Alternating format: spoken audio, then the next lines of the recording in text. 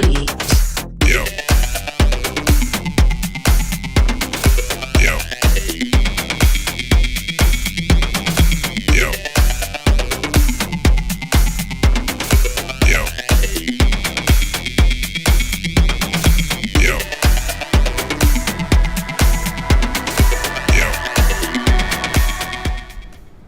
Hey, what's going on, everyone? It's David Palmer, Leo King, and I'm here with Dylan, the human design Maven. We're doing Breaking the Chains, Revolutionary Remembering. It's good to be back with you, brother. So good to be back. I'm so excited to be here. Thank you. Of course. I know we've been talking. We always are talking, but it just felt like, especially with what's the energy of this present moment, especially just even going back, maybe even just the last week or two, the energies have really, I feel, called both of us to come back together to put some info out there for people and really share some really positive, enlightening, and very always intense in a beautiful way info. Yes, well-timed, activating, clarifying, and expanding. I think that's what we do best. Yeah, so how have you been? I know it's been a minute. I mean, our show was really awesome doing it last year. Before Dawn was so much fun to do. I just would love people to hear how that you've been doing. Yeah, thanks for asking.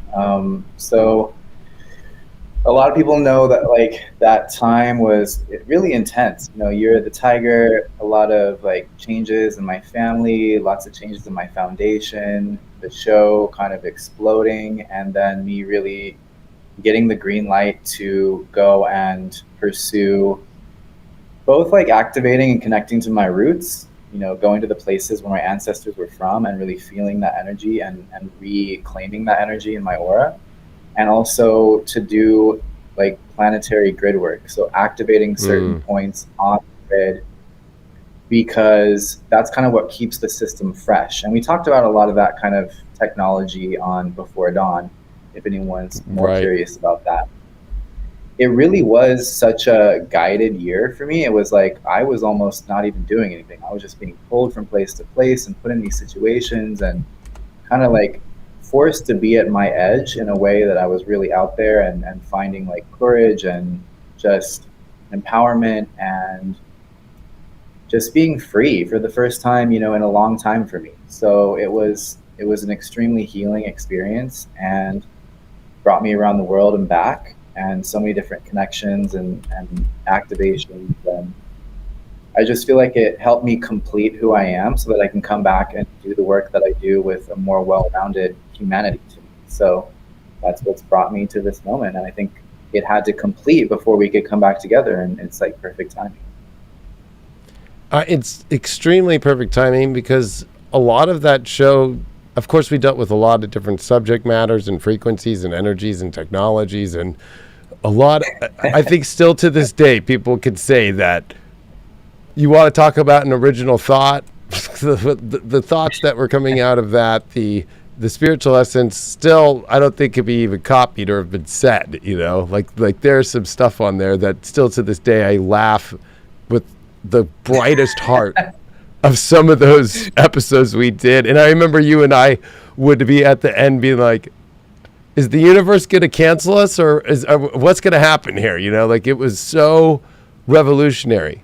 And that's what's interesting about this title too, is this revolutionary remembering, which actually, it's ironic, just remembering the revolutionary thing we did together for that, just one of the many things we've done in our lives together. But that was that time we were telling people that was a major portal jump in our lives to really go for these areas in our life that really were to find value within ourselves. And it doesn't feel like it was like a treasure hunt, but it felt more like a knowing of I have to go into these places in order for me to really keep going in the ascension aspect of our lives, and especially with the cross of planning coming even more close to its end. It's well, if we're still in this, I still do have different steps available for me in my life to go through these experiences that I have to get to the bottom of. I feel like that's kind of the way that I would look at it as like the perfect timing, meaning we both jumped. I mean, I'm going to be a father any second here. And when we were doing that show is when those decisions were made with Sophia and I, which is mind blowing. Yeah. You know what? It immediately brings me to that triple conjunction in gate 2 that we covered pretty heavily on.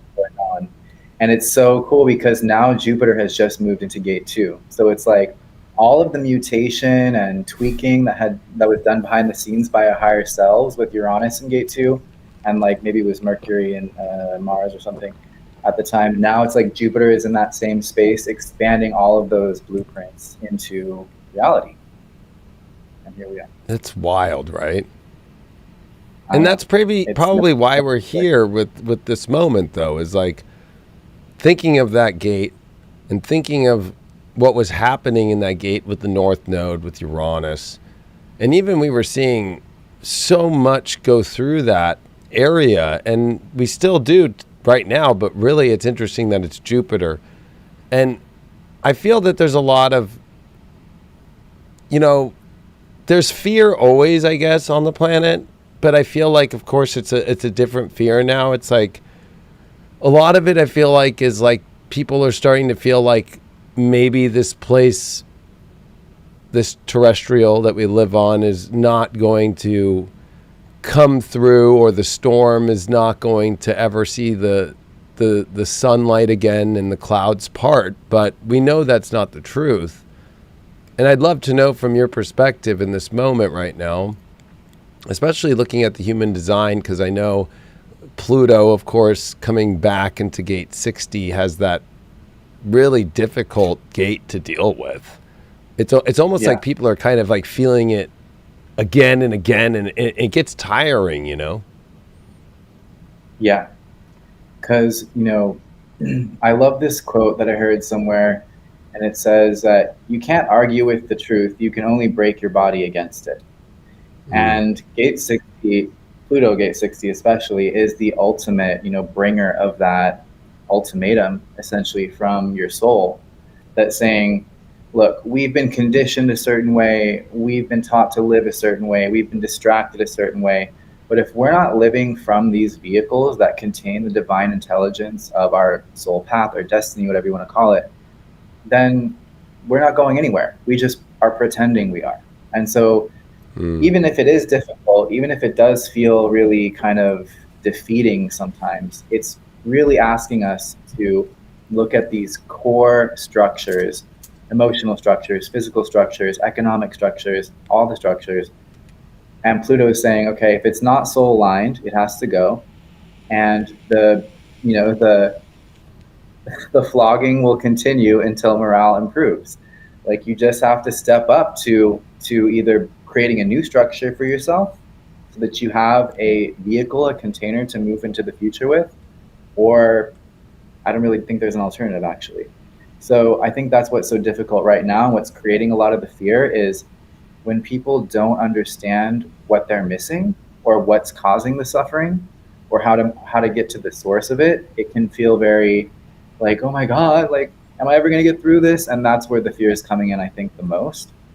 To me, as far as like societal stuff and a lot of the cultural stuff that we talked about before and before dawn, that feels like a lot quieter to me. I don't know if that's just my personal experience, but it just does not feel as significant. And the third piece, before I hand it back over, is a friend brought this to my attention recently that, a large aspect of who we are is already living in the future where this stuff has been solved. And I know that can seem kind of airy-fairy and dreamy, but if you really understand yourself from a multidimensional perspective, that is the truth.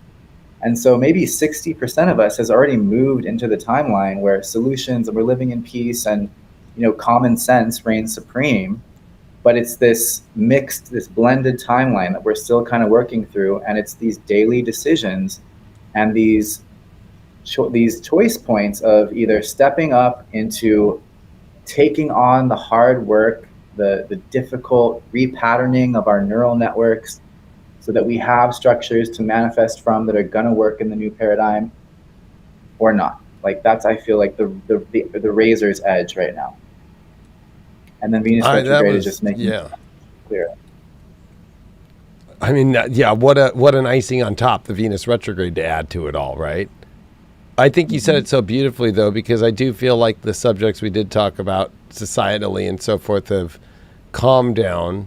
But there has been like this other place, which I think you described well, where people might feel like there's something missing, or maybe there's something that they don't know how to maybe just deal with these energies. Because the irony of it all is these definitely do feel like moments of the end of the cross of planning before we would come into a completely different world, you know? And I feel like, I think you're right with the 60%, or who knows the number, but there's a lot of us who are much more in common understanding of these energies and frequencies and adjustments.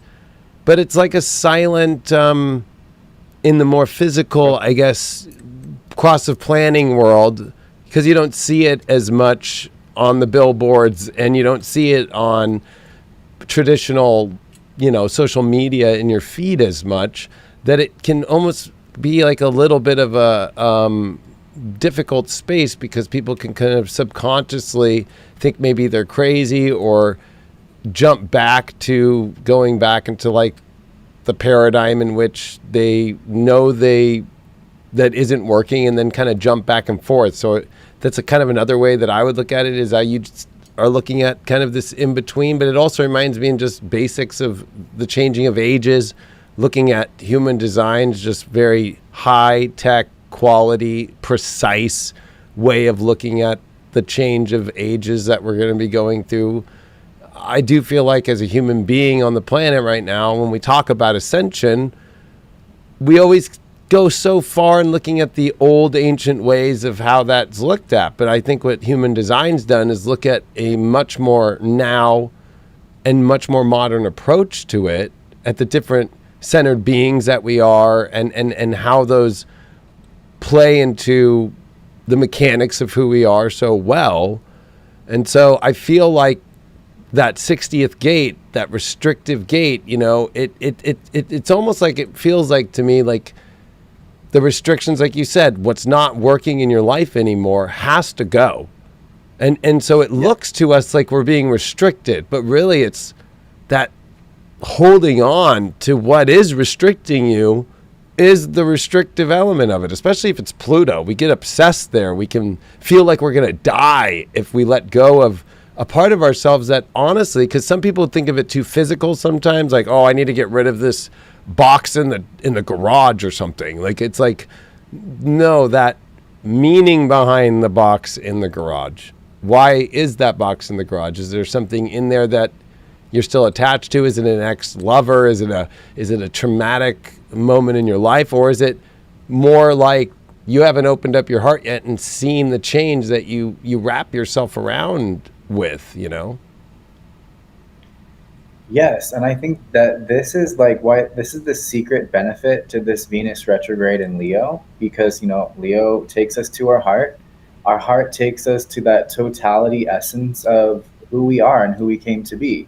So when we're just working with Pluto retrograde in Capricorn, we're looking at all the brass tacks of all these structures, and we're looking at it from the hierarchy of the mind and the conditioning and the judgment of what's good and what's bad, and it can be very confusing. It can feel like there's nothing to leap towards once we leap away from something. And yet this Venus retrograde comes in at this perfect timing to, not in a very way, but yes, in a very honest way, show us where are these knots in our aura? Where are these knots in our energy? Where are we corded to things that literally just never worked for us in a lot of cases? And through the pain, through the suffering that's coming up, through the repetitive, just, you know, arguments or false starts in relationships, or people showing us that they're not fully there for us, like all of these things, not fun, not comfortable, but they are giving us this path back to the essence of our heart. And that is such a more efficient way to access that evolutionary energy than trying to figure it all out, trying to restructure a whole new plan for the new earth. Like, I don't even see that as possible anymore. So it's actually extremely beneficial, even if we're having to trudge through some really difficult emotions. And that's the other thing. I feel like mentally, as we're moving away from the cross of planning, away from this era of the mind, a huge epoch of the mind ruling the planet, we're moving into the solar plexus era, which is it's a more complex type of awareness, but it's a lot more clear. There's nothing that the solar plex, can be fooled about. You can't lie to the solar plexus because it feels the truth. And I think that's another huge asset. If we're really, really willing to feel the feelings that are occurring in our bodies and follow those to their source or to their endpoint, depending on what the feeling or the trigger is, that also can be so much more constructive than trying to figure it out, trying to plan it out, trying to even pay an expert to try and tell us what the right thing for us is. It really has to come from the feeling. And the truth by the way it feels. That's a really good point, because it's the cross of planning. We've wanted to, even the idea of a new earth, people continue to do this whole what's the plan? What's the plan when I think the plan itself is just the divine nature of the universe, looking at understanding astrology and how that plays a part, but that's where human design has got parts of it in it, right? That there's the natural divine work and process, and that's the plan that's already moving. It's about accessing that by understanding human design way, that strategy, understanding your design, but and how to really step into it through love. Like in the solar plexus, I mean, I'm that's the emptiest place for me ever. So for me, I'm actually pretty aware of it through my unconscious behaviors of it, where it's like, oh, I feel like this is not that good, but I'm gonna try and prove myself anyway. And especially because that kind of deals more with that, that ego, that heart-centered self, where I have that empty too. So it's like this proving the plan or proving how the new earth is going to look. It becomes more imagery of the mind than it does the actual feelings that we might be feeling. And so I think that it's kind of weird. The plan is to not plan, if that makes sense. Like, it's kind of like the plan is to express yourself and be in the moment a lot more, which that's very difficult. And I love how you brought up even the idea of people like, well, maybe I don't need to have this person that whether I hire or I look to advice for. Like Sophia and I going through this process of being parents, we looked into having doulas and paying for doulas and doing all these other things. And it just naturally felt that she's a generator and she is solar plexus, she's an emotional generator. And I'm a pure manifesting generator where I'm just yep, this feels good or not based off just what to, gotta get you there. All right, let's go. This has to happen now or whatever. But it just felt for both of us like we didn't need that. We're just going by the moment. And it's gone super efficient and with zero headaches or zero real problems, if that makes sense. Right, because even, in the last year's era, when we're really feeling the immensity of all these changes, and immediately our mind wants to be oh, there's a right and a wrong, there's a bad and a good. We have to bifurcate the timeline right here, and I'm going to be on the ascending timeline, and that's anything that's related to that is the descending timeline, and it's never going to work, and it's toxic, and it's patriarchal, and da-da-da-da-da. And it's no, guys, that's actually still the old paradigm to look at things like that. If you're living your design, you get to find your path of least resistance through all of the Maya, through the judicial system or the hospital system or the internet system or whatever. That's the whole point. We are the 3D printers of this reality. The level to which we relate to our authentic vibration is to level to which we are satisfied with the experience that we're living. And the more that we align that, we become the aligners of all these existing paradigms through our energy. So it doesn't have to look one way or the other, as long as the strategy and the life force is there saying, yes, this is the way for you. And I think that's something that can really help take the edge off the confusion, is you can trust your gut, 70% of humanity, and it doesn't have to look one certain type of organic way, or like Right. purely this or that. And that's the end of the cross of planning, where everything is so dogmatic, where everything is so good, bad, black and white, yin and yang, and that's what's obsolete about this era. We're moving into a time where it can all meld together, and it can all be God, and it can all be love. And of course, there's going to be huge pieces to those elements that are not. They're going to be the testing pieces to push back on us to make sure that we're truly firm in our strategy and authority.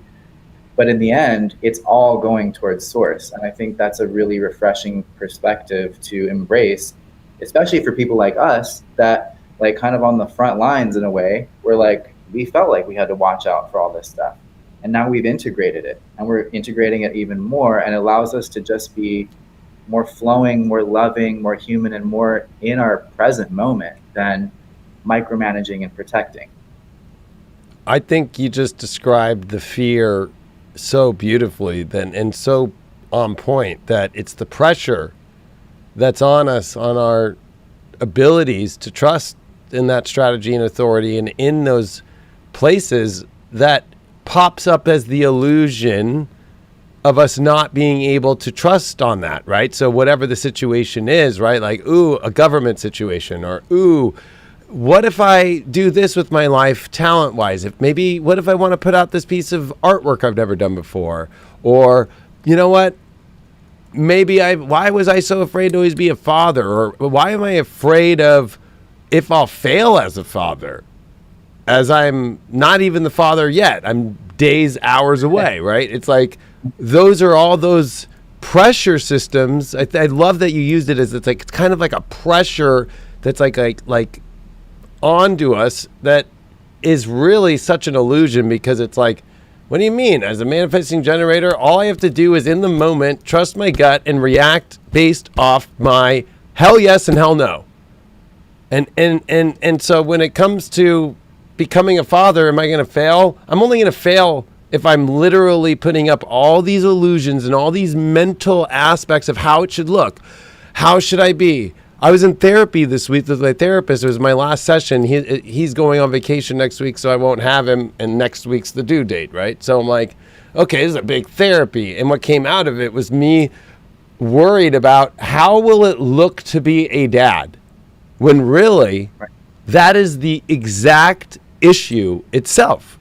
There is no how it should look. That make sense? Yeah, it does. Especially for a 5-1. Well, that's true too. But yeah. But you hit it so powerfully for, I think, people to see the fears. The collective is manifesting all these interesting things. When you have 70% of the population having that sacral generating aura that's just vibrating in this existence, which it ties into the deepest form of slavery, not in the sense that people think of even the idea and that construct of how it is. Of course, that happened in the past, but like, we're talking about extremely intense human slaves to constructs, and especially over these last couple hundred years of this cross of planning, like, yeah, how are we going to break that? Right. And it's we get through not even playing on that level, and that's by taking the power, in a way, taking the power away from the mind as the authority. I really want to screen a little bit, because obviously human design is so big, and I just feel like this really illustrates it. We just look at the Just Now chart archive.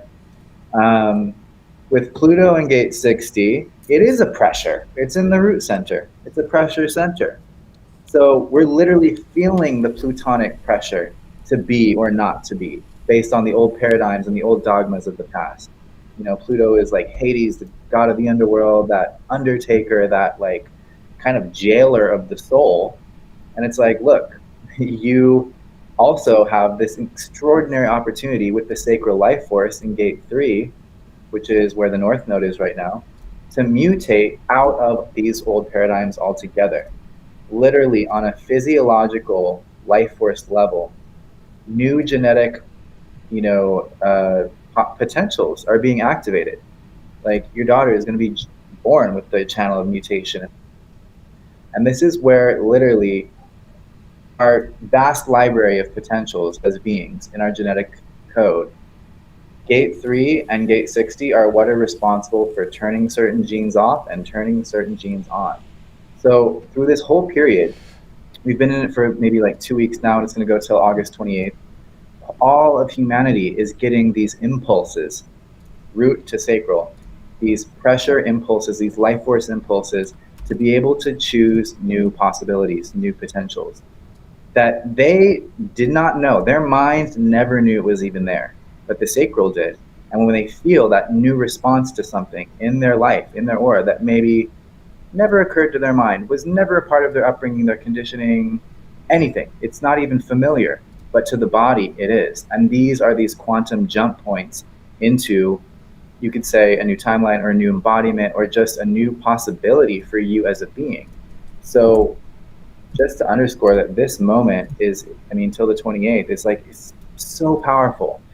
And it all just comes through allowing yourself to have that organic response to something. It could be something as simple as, yeah, I'm going to paint that freaking painting that I've had in my head for 10 years. And that jumps you into a whole nother experience of yourself and another cascade of experiences that pulls you into your alignment where you are taken care of, safe, out of harm's way, just like in alignment with what's coming. And I think that people really need to take that to heart and take that to their core essence, that if you are willing to risk because you have that true gut essence behind your decisions, this time is like rags to riches, figuratively speaking. It's taking you into a whole stratosphere because mutation is in play. What about if we look at it from the Saturn now? Because I know it's on your sun, being a Pisces, right? Right. Saturn's on your sun. So I feel like if there's anybody that could describe where Saturn is playing its role right now, happening to be in Pisces with Neptune, the ruler of Pisces. We haven't seen these two together since 1523. Right. And in a sense, the first thing that comes to mind with these two together in Pisces is they really are laying the groundwork for this new solar plexus architecture, this new type of awareness that we're developing literally in our physiology. We're building a new brain deep within our body.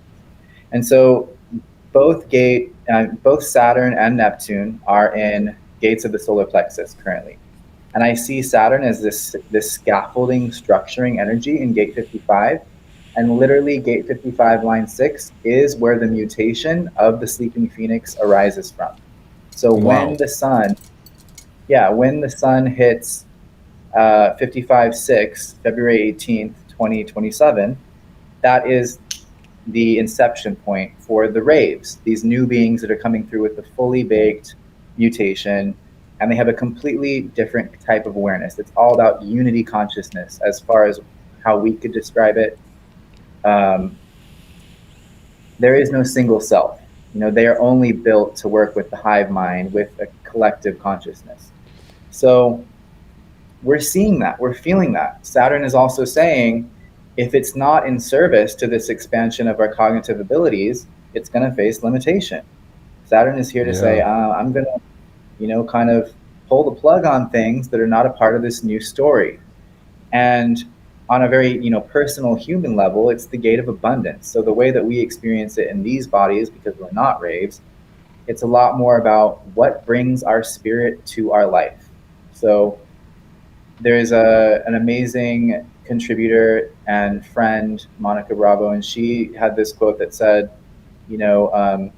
form defines abundance. I think she said it a little differently, but she's basically saying that the form, the design of who you are, defines what is abundance for you. And that's what gate 55 is showing us with Saturn there. It's saying, really look at the things in your world that bring your phoenix into its full flame. that really bring your spirit from the spirit world into this 3D world, and it to the point where it changes something. It makes a mutation, an alteration, a contribution, or a transformation. And if you're doing things that go against that formative principle of what makes your spirit come alive, Saturn is going to be like, yo, here's all the reasons why this is never going to work for you, and I won't let you skip this lesson. Because this is about the generations to come. It's not just about how you feel in your life today. Now, Neptune in gate 36, which is really a gate of shame and crisis, and the place where our plans don't work out the way we intended, and where we take on those negative outcomes as like our fault or something to be guilty about. Neptune here really feels like it wants to. Here's why this is interesting. When 2027 rolls around, this whole 41, 30, 36, 35, this whole stream is gone. It's deactivated. It's no longer needed. It's been what has driven humanity to seek new experience, grow and learn through mistakes, trial and error, Jack and Jill of all trades energy. And it's been hugely transformative because it's what's made us the humans that we know ourselves as today. But soon we won't need that anymore. And so Neptune here is saying, under construction, it's putting this veil over that says, don't look here right now. You can't see this. And in the meantime, I'm going to rewire your whole solar plexus brain to take you from the place of, oh, what I thought I wanted, I didn't get, so that's bad. And it actually takes it into a dissolving of all these karmic overlays, all of these repetitive stories, these karmic loops, these healing loops that we get stuck in because we still are seeing ourselves as both the victim and the cause.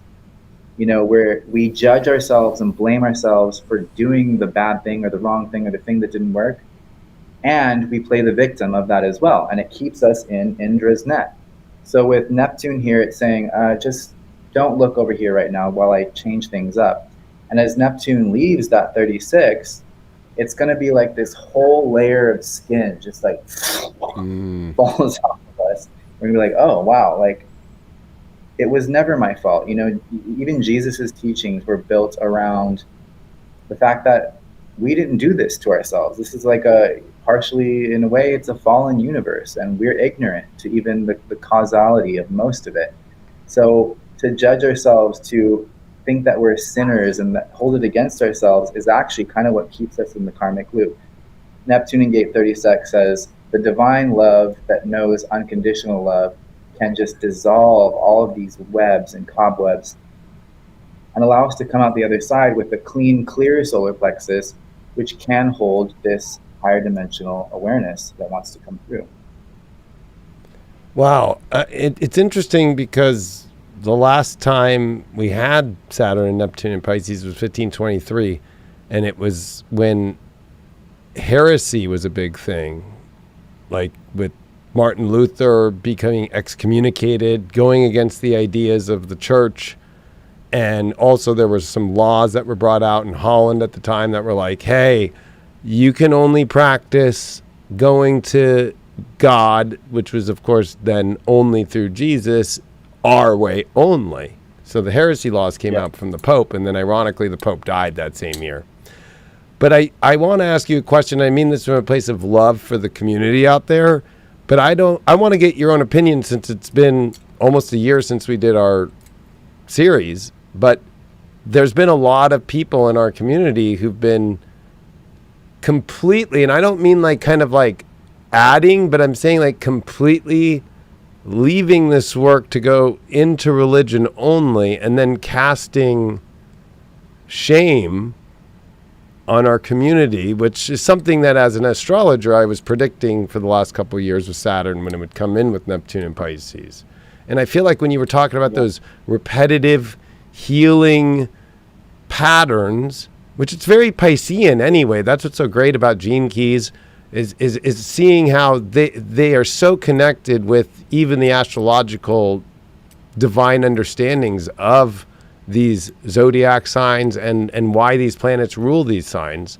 Because it feels like the layers and the layers and the layers have gotten so big of conditioning that solar plexus at the same time has to clear it out. Like if you cry, I just watched this crazy video today that when you cry, you're actually crying out the nerve endings of nerves in your mind that are connected. So if you lose somebody from death, when you cry, it's the memory that we build in our in all of the neurons in our brain and that we store.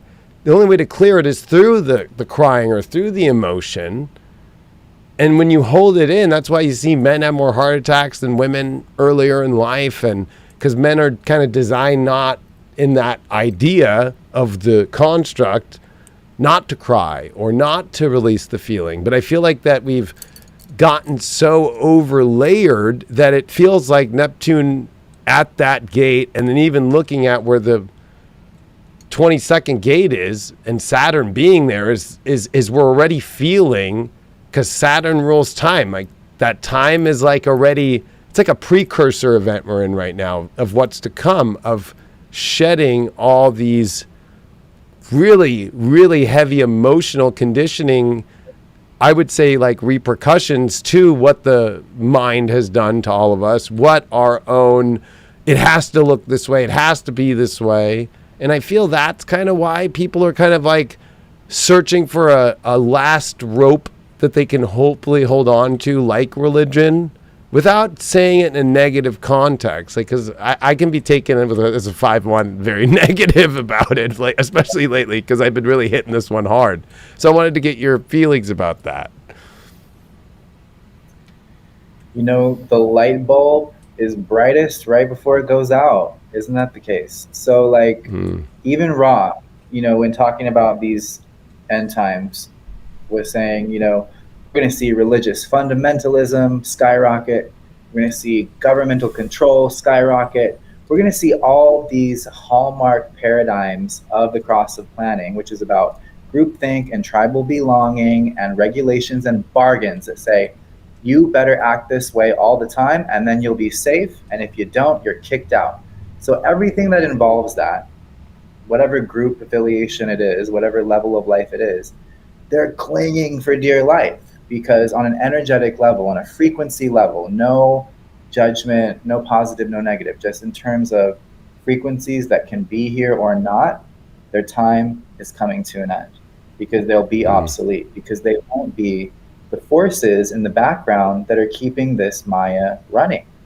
It's going to become the cross of the sleeping phoenix. It's going to become individual empowerment.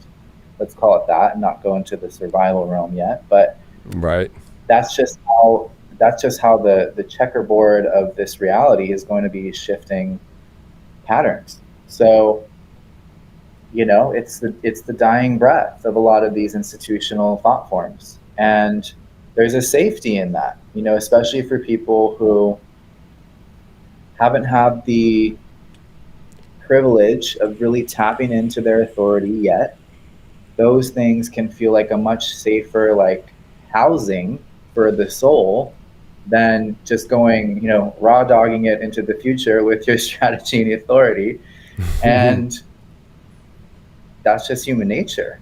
So yeah, and then people are going to try and prove that to themselves that they're correct by creating a contrast and pointing a finger at someone else and scapegoating someone else. So it's like, that's the beauty of this. We can see these larger contexts and be like, oh, you know, that's what they're doing. They're going through their process over there, and it's par for the course and nothing personal.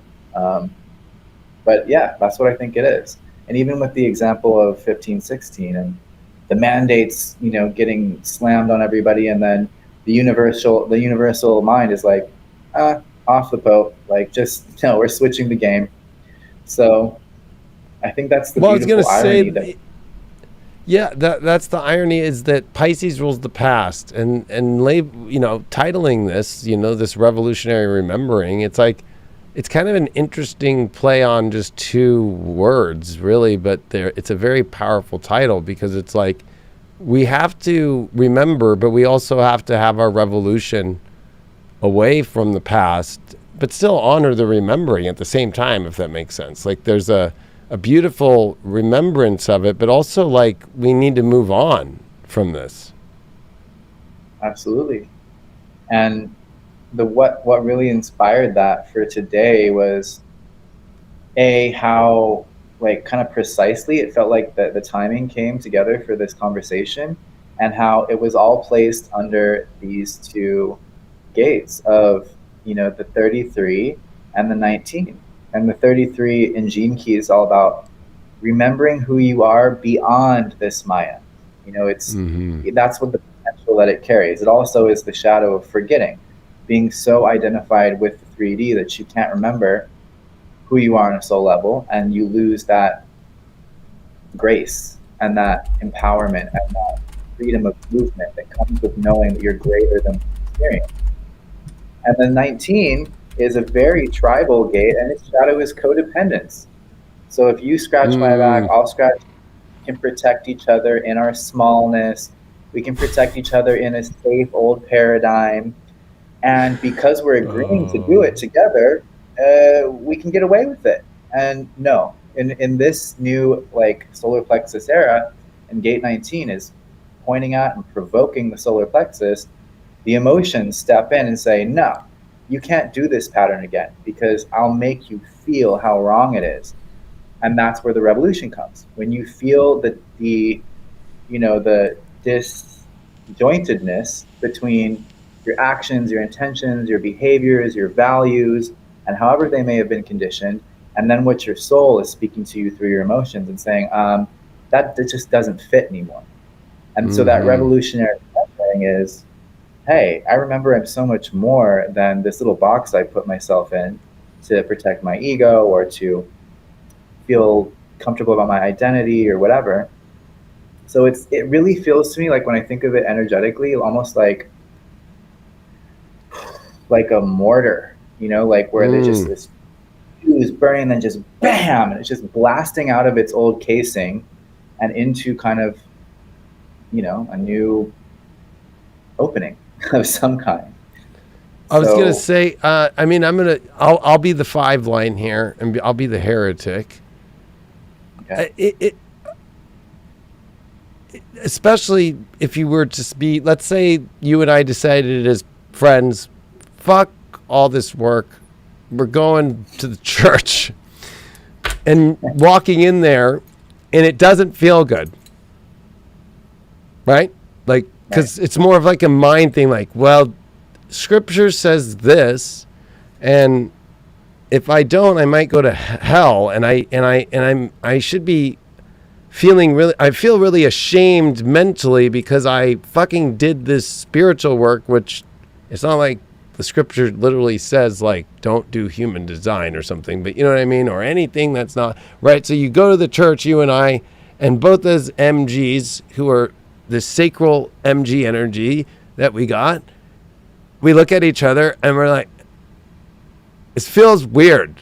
Doesn't feel good. And I loved how you brought up that there's a whether you want to call that a codependent element, but also it's just like a dependency on this like construct to feel saved. And I feel like because Jupiter and Uranus are in Taurus now, it's like this huge canvas that we've never got to paint on before. So it's like easy to want to go to like our old Windows 95 and play with paint again. Like, no, like, look at all the cool tools there are now. But I feel like if we were in that church, it would be like, it doesn't feel good, but I'm going to still do it because I feel like it'll satisfy my mind, which of course becomes that unsatisfaction that you can feel when you're not in that strategy authority. And so when that just came up to me, because of like, I think that's where a lot of people are getting stuck in right now, is like, I want to feel better, even though it's not as much of a feeling. It's more that I've been convinced by what I'm seeing, by what I'm hearing, by what has been super duper, those layers of the past, and mixing in that planning, cross of planning that is like super matrixy. If we really want, I mean, that's what our last series is really about, exposing that. It's just like, I feel bad because it's happening a lot. And I really mean it, especially more in the astrology community. I think once people cross to human design, they don't. But in the astrology community or the tarot community, you're seeing it become an epidemic. I guess you could say, in a 5-way. Yeah. And that's, I think those things can easily become as dogmatic, because they have such ancient roots. Yeah. And because we have so many minds on this planet that are so well practiced in rationalizing and justifying things with these tools that they can almost become a trap of consciousness themselves. And I'm not saying that human design can't be that, because you can misuse it, of course. And I think that's where we need to look at these deeper fundamentals of that Taurus brings us, being in the body. How does the body actually react? Is it trying to barf up the food you keep eating? Then don't eat that, or is like you're looking at this giant canvas and it's overwhelming you and giving you anxiety, but did you even do one brush stroke yet? One at a time, one decision at a time, one frame at a time, one bite at a time. Like that's, I think, been such a relief of the Taurus energy for me in my personal experience, is just slowing down and just doing things a little bit more simply is actually a quantum leap in itself too, because it allows you to bypass these huge clunky mental constructs that can just like grab you like the claw at Dave and Buster's and suck you back into the groupthink.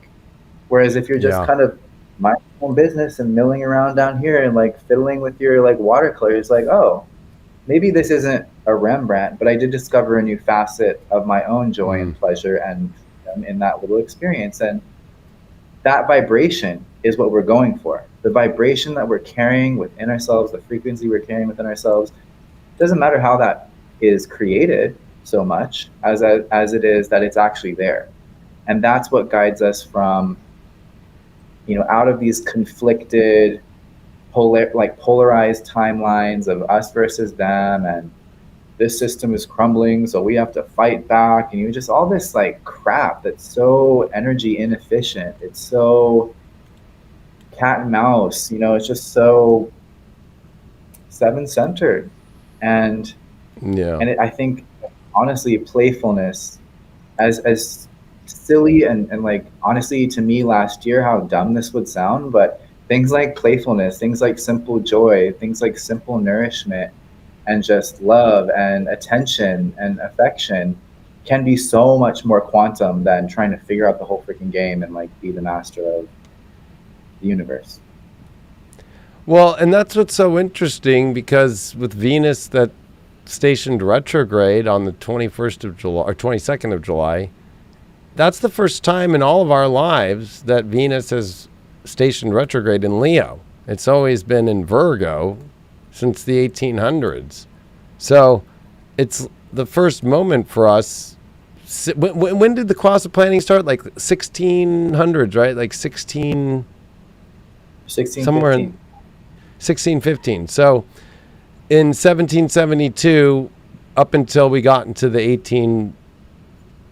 1840s, basically, is the last time we went through. But really, if you really look at it, it was like by the time the War of 1812 came, was really that like big last Venus retrograde that happened in Leo, and then it started moving into Virgo, right? And so we're now at a new cross in itself astrologically, right? Where it's like, I look at the way that Ra might have looked at these things so intricately. It's crazy, because it's like, wow, this is the first time the collective since, like, really, I mean, we've seen Venus retrograde in Leo back then, 1772. That's actually the same year that the founding fathers decided to talk about having independence. Like, let's start having some meetings. And it was Samuel Adams who started those talks, and he was just a court clerk. And I think it's funny when I even say just a court clerk, right? It's like he was a soul that was responding to having the courage to do what felt right at the time. Like, and it wasn't like it was some big plan, right? I think a lot of people think, man, what the planners of the Constitution, it's like they didn't plan it that great. It all came just like everybody throwing their ideas, and people that don't get mentioned much threw their ideas out. And so I feel like we're at a total new threshold at this moment, because looking at those things like you brought up, play.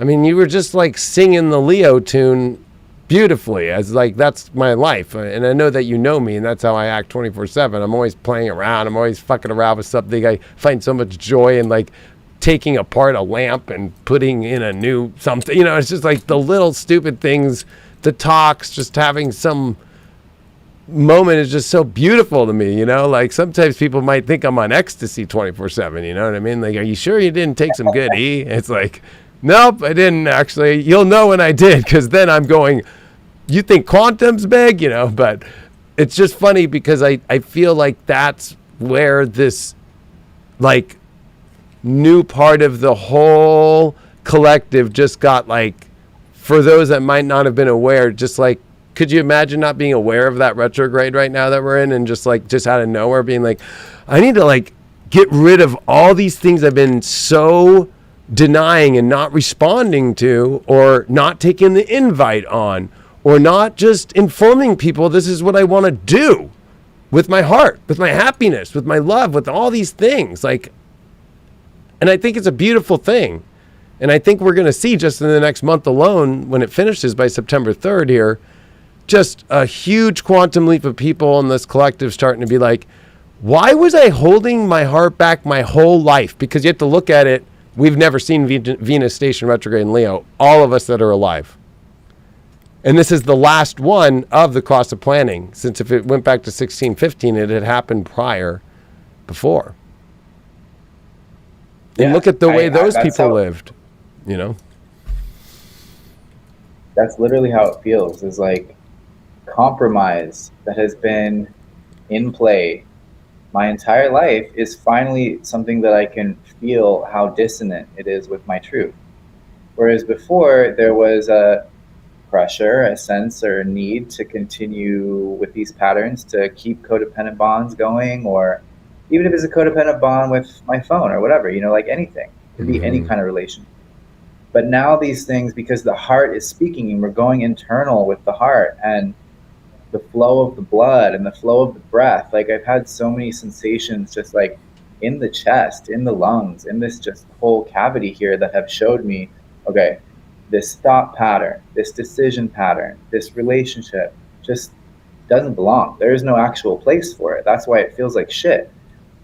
And yeah, if we didn't have the context of knowing this transit was happening, we might just completely, I don't know, like freak out, because it's so strong, because your heart is not going to lie to you. And but if you don't, if your mind is so on another page that you can't together, it's like, why isn't anything working? Why do I feel like this?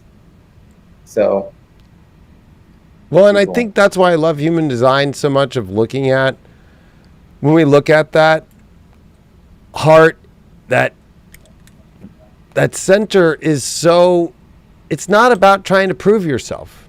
And I think when you add the cross of planning and you add the energies of Leo, and you just think of the idea of love, and it is like, especially in the context of romantic relationships, it's like, I want to prove that I'm worthy because I fell in love. Like, that's actually, I think, the underlying thing that people aren't catching themselves in, and then end up in a very more hurtful situation, because what they really might love, it's like, well, that might not prove something to other people in the planning, in the matrix, or it could even go all the way into where it's like, I don't deserve love, right? And I'm proving that I don't deserve it because I'm such a bad person, or I don't deserve it because I don't have the confidence in myself to express myself. I'm just a normal person. I can't have that, right? Like, I don't have the ability to, you know, come up with my own original creative understanding of what creativity is, and it doesn't have to look like anything that the matrix tells us it has to look like, right? It doesn't have to fit into a box. It doesn't have to be thrown into a conveyor belt and shipped to an Amazon package, like, to be solid, or it doesn't have to be the best picture you've ever taken in your life that's put on Instagram to make everybody feel like, well, they're happy, you know? Yeah, because we do it to ourselves, and we hold ourselves accountable to these massive generational hierarchical value systems. Venus values, Taurus values, all this energy, and we hurt our own feelings and we hurt our own hearts because we won't let ourselves just be in a simple love that works for us. It has to be the legendary romance, or the influencer romance, or whatever the case may be. And none of those things are actually really human. Like, none of those things come from our organic physiology or the way that our neurotransmitters want to work.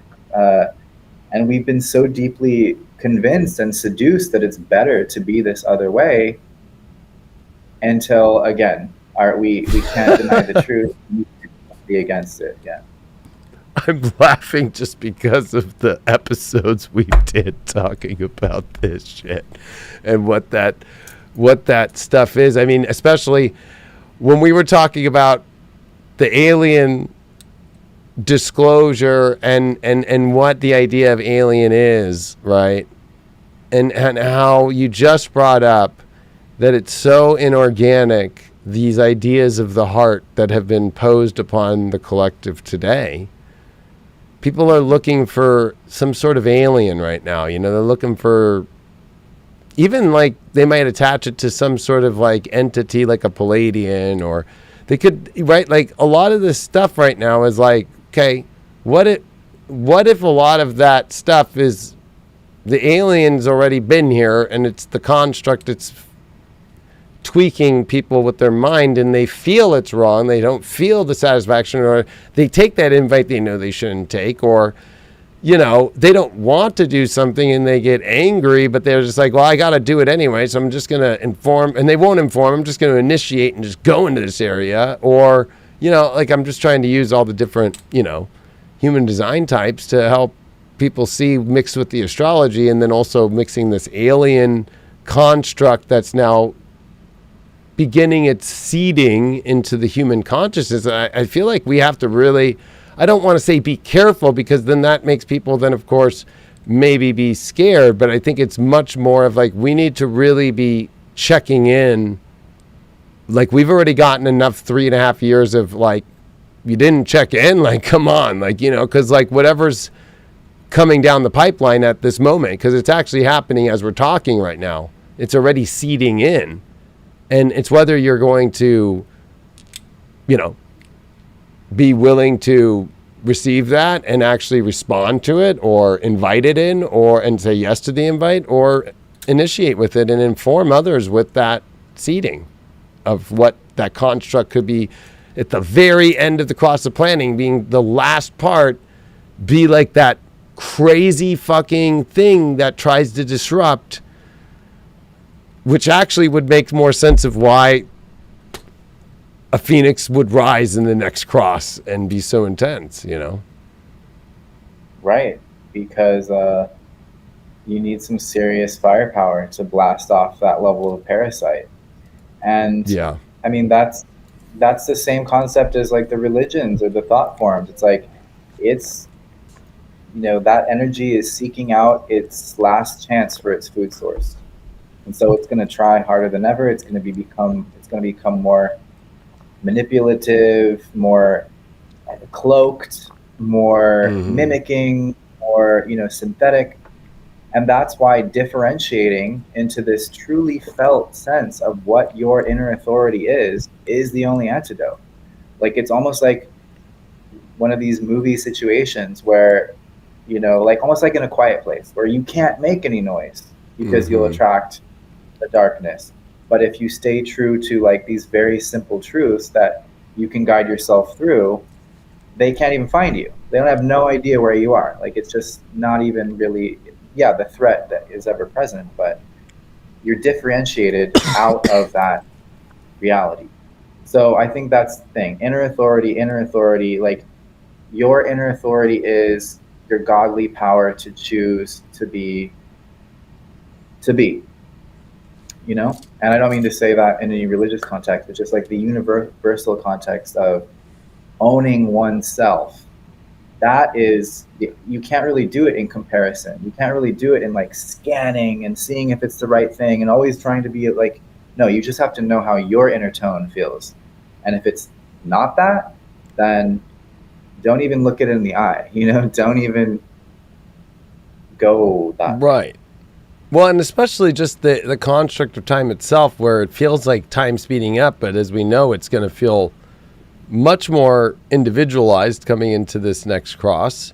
And more importantly, just even looking at it from astrological standpoint, it's like, well, Pluto's now going into, when it's fully in Aquarius next year, and especially the last 3 years before the cross of the rising Phoenix, like it becomes this, or the sleeping Phoenix, it becomes this extreme moment where really time is going to start to slow down. And I watched this podcast yesterday. It's on this big network, and they had this guy who's an astrologer, and he asked, why is time speeding up? And the astrologer's like, I can't use astrology to say that because the planets are always just at their same speed. And I'm like, what? Well, hello, Pluto is faster in some signs than others, And that's what's so interesting is that it feels like time's going so fast, yet what's going to, I think, marvel the world with what's coming is how slow it's going to become, and much more present.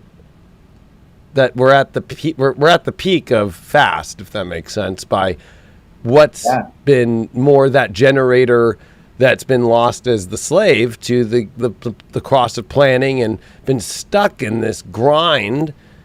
And yes, there's earth changes happening, but I feel that's because of what all of us are generating here on the planet, Right. Exactly. Because you fuck up a generator's life force by forcing it to pump things into the world that have nothing to do with its design, then that's what it becomes. It becomes a portal for creating things that don't even belong here. And then we all have to share that reality. And it just becomes more and more dense with that stuff. When you were talking about the timepiece, to me, it feels like the spiral of time is like getting tighter and tighter and tighter and tighter. And it feels more and more intense as that tightness increases. And then it just goes bang, and it just like breaks on itself. It almost like the spring gets too tight, and then we have this big open space, and it's not really about linear time anymore. And there's this new solar plexus awareness functioning in that space that isn't about the linear mind either. So it's going to be a whole different experience than we have even yet been able to formulate or fathom from where we're sitting. And I think that's so cool to think about. It reminds me of how we define ourselves as countries, cities, cars we drive, all these kind of things where it feels like, people keep talking about we're going to shift timelines, and I agree, but I think it's more of like timeline, and I think it's more of like, when I think of a solar plexus, I think of how all those emotions have to fit in that area. Like, it's a lot. It's so much, and it feels like all of the souls in this incarnation are all like, I imagine them on all these trams thinking they're going all their own little timelines, and I just feel like they're all like looking at each other, and the trams are getting closer, and I'm like, are we going to hit? Oh no, you're all going to hit. We're all getting slammed in the same timeline at the same time. And we have to share space, but also understand that same individuality that's breaking the constructs, because there is that part of where we do come into that sleeping Phoenix, that individual circuitry of understanding that survival aspect of things, and that inspiration that you're going to have to find is not going to be inspiration from outside, but from inside. Yet in the same space as other people and other things, not on your own little tram, like it's your own little tram within the same line now, Yeah, it's literally that. It's being able to coexist, in the same arena, but with this completely inner sourced authority and vibration. And then understanding that there are linkages from the inside that happen. So even though person A and person Z are just acting from their own inner impulse, but because of the self-organizing nature of life force intelligence and of love and of the universe, they're brought together in a collaborative way, but it's not the same. It doesn't look the same as it used to, but it is collaborative, and it is co-creative, and it is building together. So it's like trusting that authority so much that it will bring you into alliances with people that have complementary skill sets and intentions. And that's the cool part, because it's not coming from your mind. It's not coming from that limited perspective of like, this is how I think I'm going to survive. This is what I'm going to do. It's literally just bamboozling you into a greater co-creation. And that's the whole idea of like the penta, you know, and how these trans-auric forms have a mind of their own. And they're very efficient at creating and manifesting on the material plane. That's their whole purpose. And we let them do that and get out of the way with these puny little minds, then that's when things like the Constitution come together, because that group or force is driving it.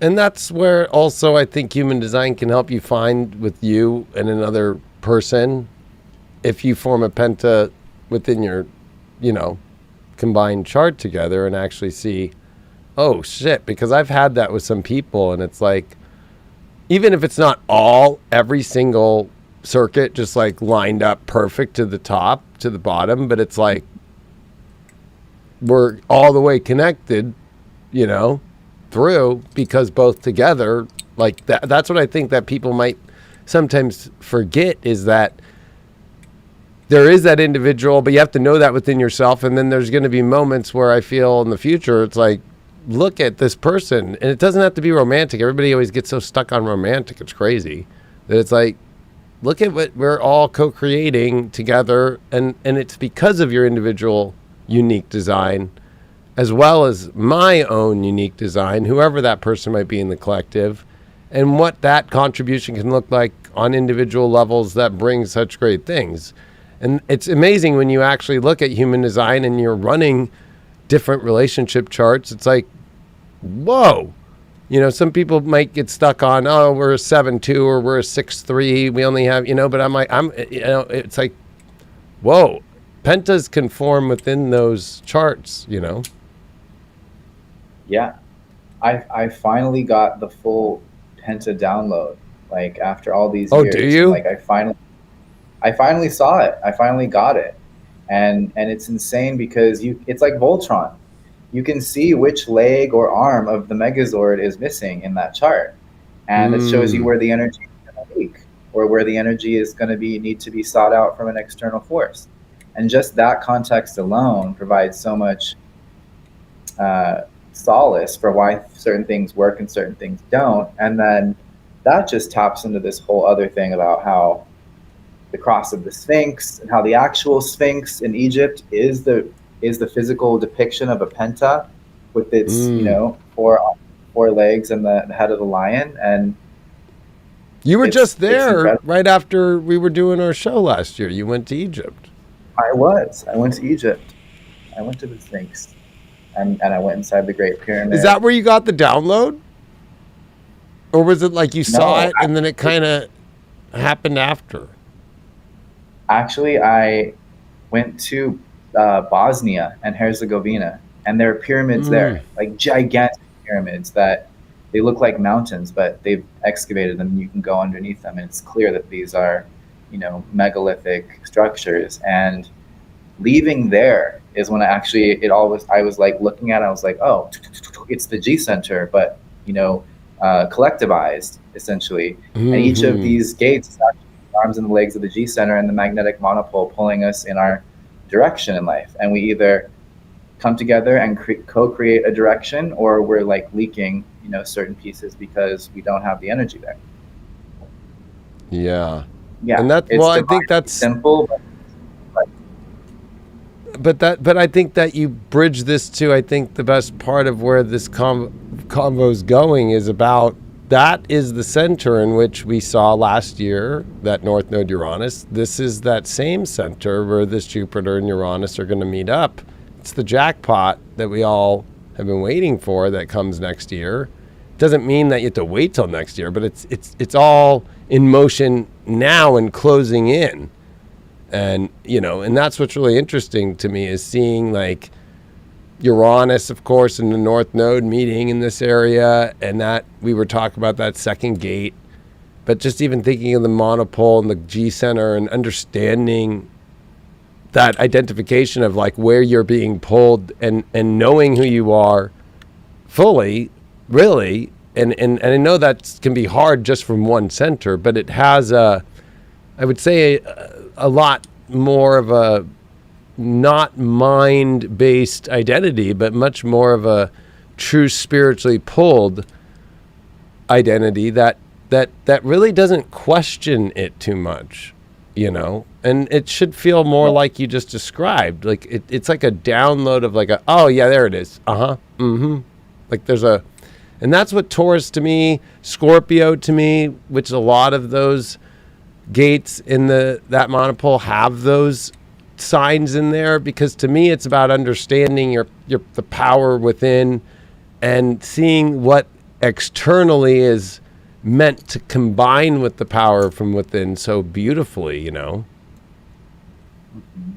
Yeah, and you're so right about the G center and how it's, you know, it's higher self guided, and not so much in the very like new agey rendition of the higher self as like this angelic being or something, but it's more of a really pure geometry, or like a really pure mathematic equation almost, that it's an algorithm, but it's a divine algorithm that's self-organizing, love-based, and is about nourishing your differentiation and making you more of the uniqueness that you came to this life to be, which feels so Leo to me, and less of the homogenized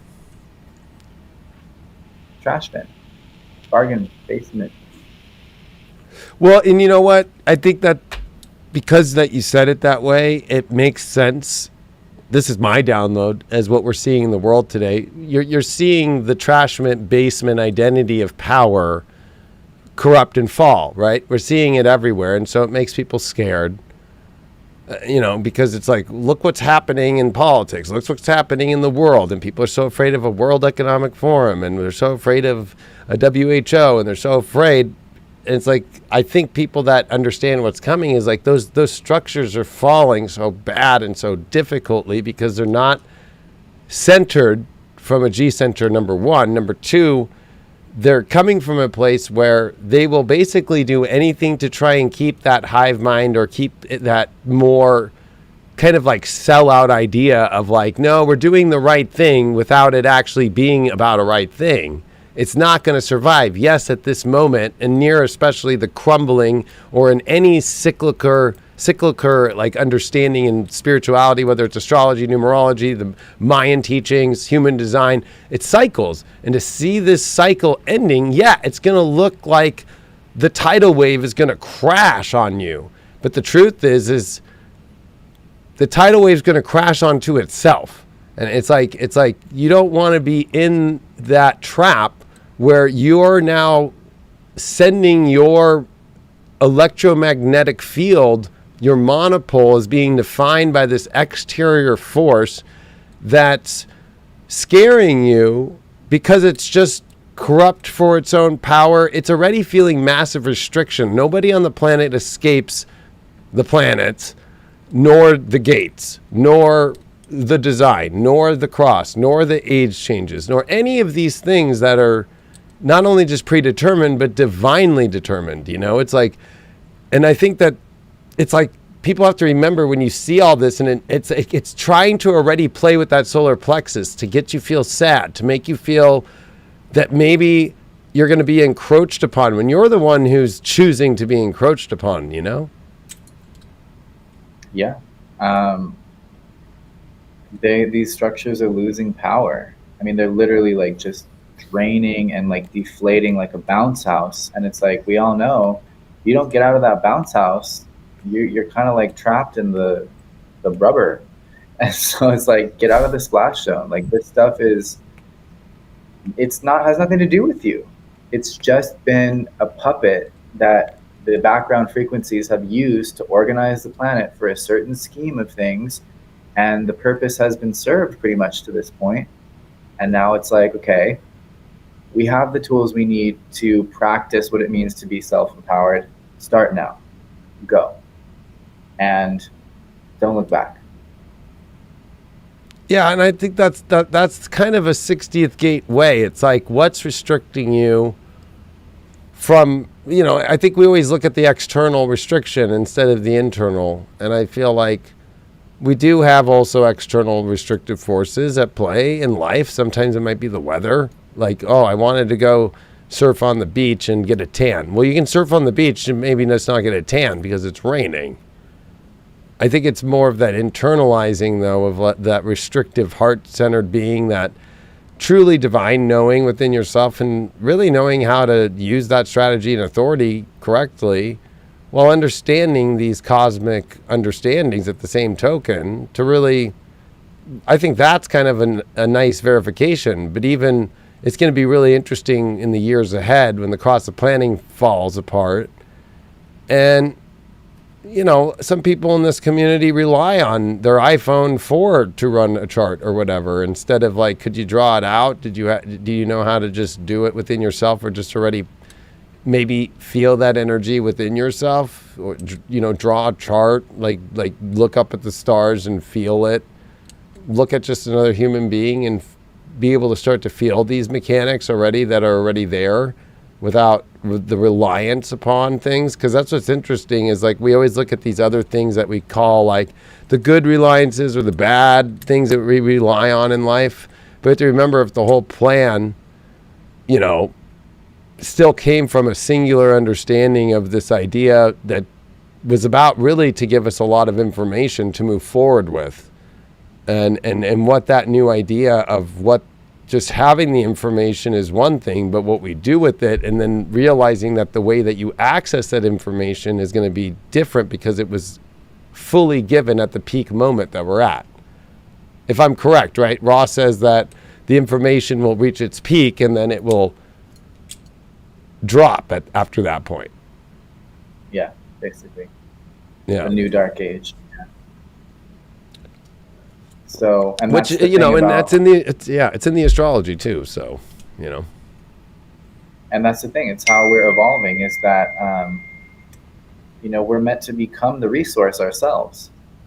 And that's where all of this new rave architecture, I mean, you have, I think, 2 or 3 parts brightness in your variable, right? Those arrows, if I'm not mistaken. And I have 2 parts brightness. And that makes us these candidates that can hold whatever the keys that we're meant to hold deep within our cellular memory, to the point that that's how we're meant to access it going forward. It's not going to be through homogenized, centralized networks anymore. It's going to be we are the nodes on the decentralized network, whether that's the Internet of Things or whether that's like the organic network of consciousness is another story, but it's us. We are the solutions.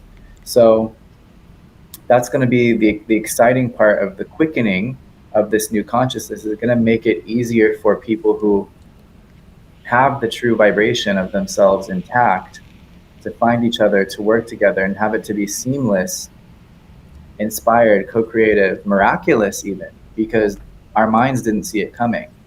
And that's the funny part, and the irony is that we're all kind of judging what might happen based on what the mind thinks would happen. And yet there's this whole other internal story, like you were saying, this whole other internal world, dialogue, language, architecture that's been growing within us. And that's just going to take over. As one system boots down, it's like the new Y2K, but it's us human beings. Right.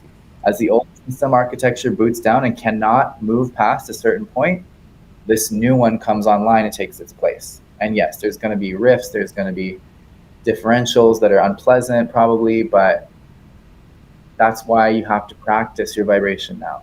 Like, if there's any one thing to say, to do, it's to know yourself and to practice how it feels for you to know what's true for you outside of your mind. And the rest just comes.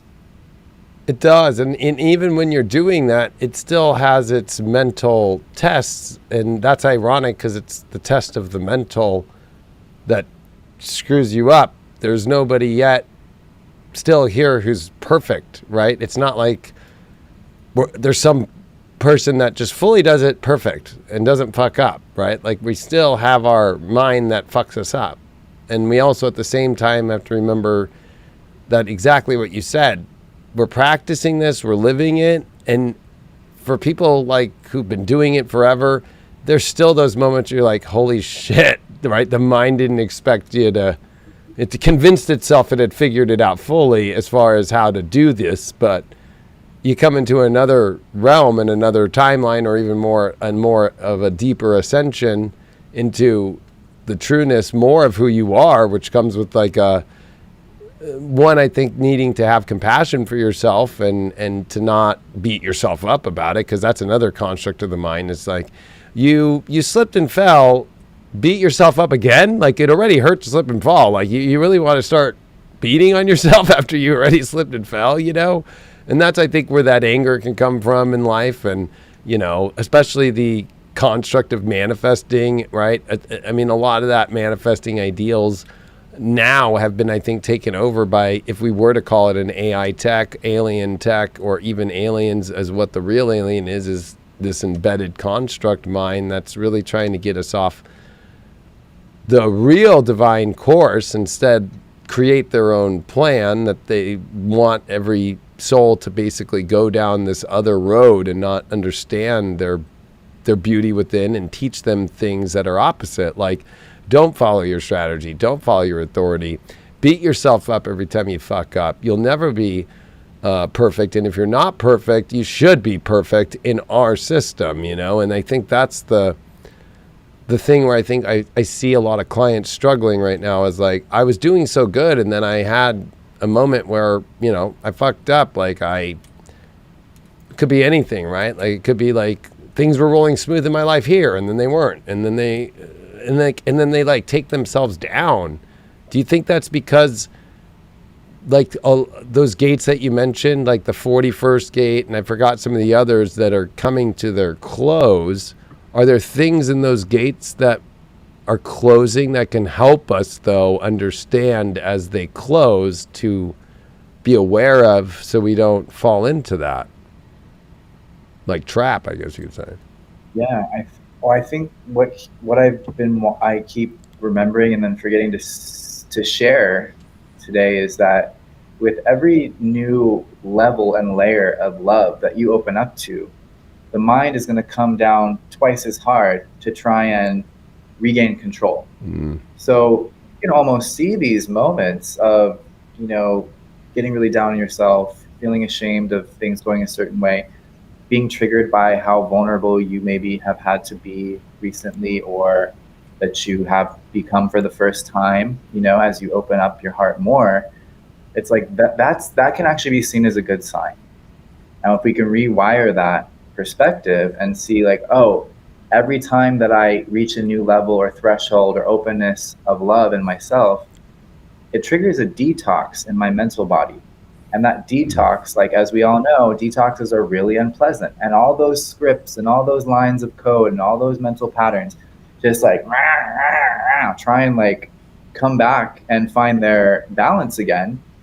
And that's when we can see it, not react to it, and then leverage ourselves to the next level of that same kind of vulnerability, love, openness, self-trust, whatever the situation calls for.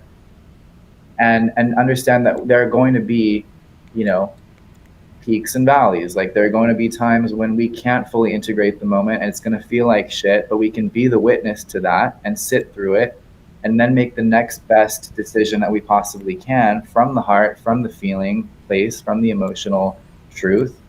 And that it's a cycle, it's a spiral. And we're just working our way up that spiral so that we don't have to spiral back down anymore with this kind of codependent dynamic with our mind.